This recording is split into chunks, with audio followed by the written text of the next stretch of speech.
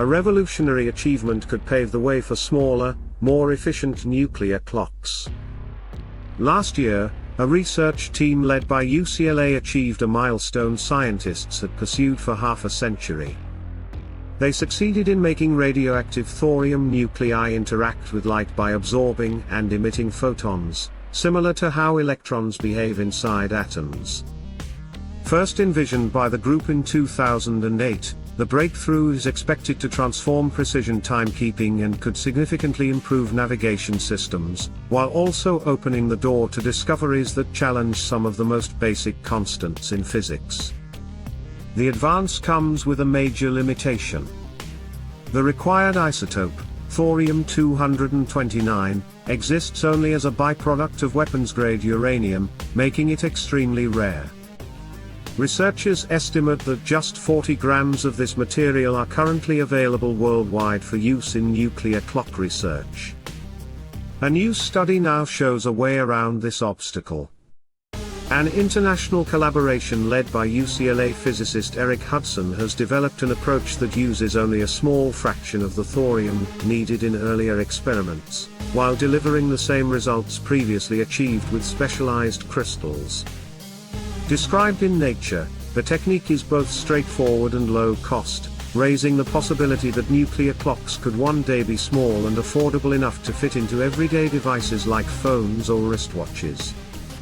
Beyond consumer electronics, the clocks could replace existing systems used in power grids, cell phone towers, and GPS satellites, and may even support navigation where GPS is unavailable, such as in deep space or underwater.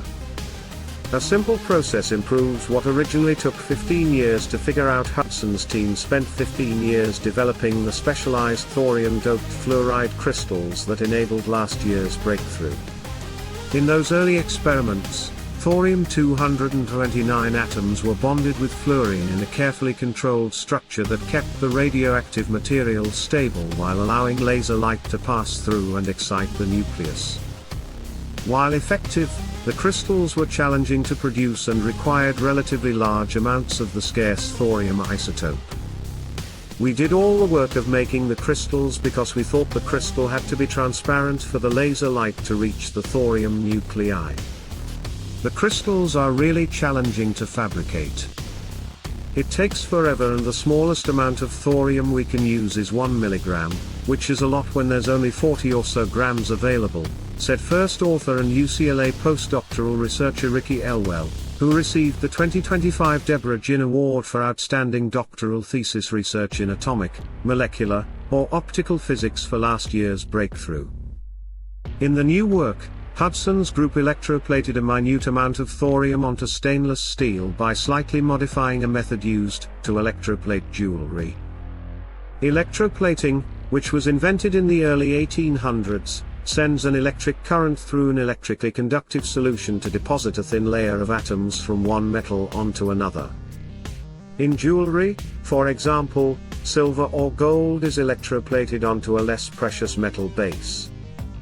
It took us 5 years to figure out how to grow the fluoride crystals, and now we've figured out how to get the same results with one of the oldest industrial techniques and using 1,000 times less thorium.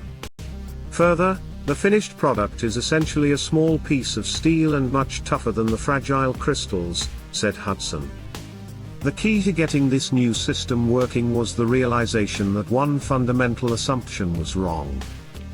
Stimulating the nucleus enough with a laser, or exciting it, to observe its transition to a higher energy state, was easier than anyone thought. Everyone had always assumed that in order to excite and then observe the nuclear transition, the thorium needed to be embedded in a material that was transparent to the light used to excite the nucleus. In this work, we showed that is simply not true, said Hudson.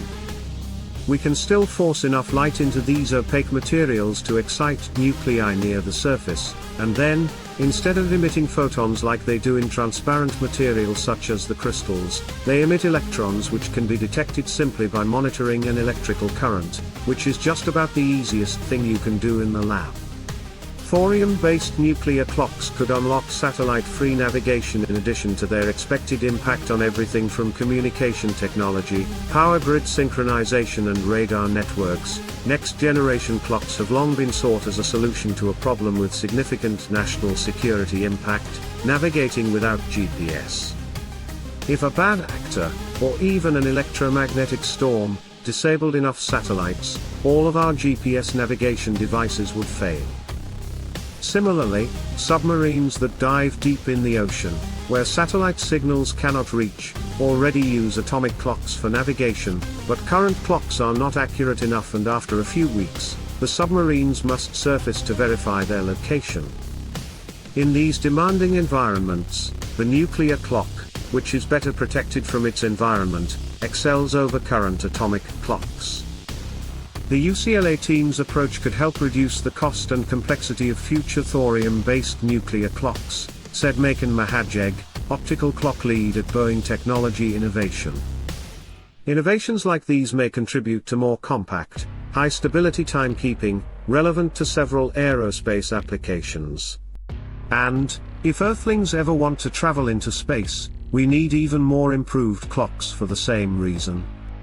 The UCLA group led by Eric Hudson has done amazing work in teasing out a viable way to probe the nuclear transition in thorium, work extending over more than a decade.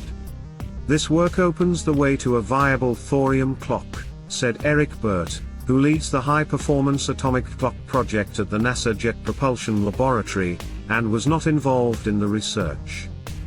In my opinion, thorium nuclear clocks could also revolutionize fundamental physics measurements that can be performed with clocks, such as tests of Einstein's theory of relativity.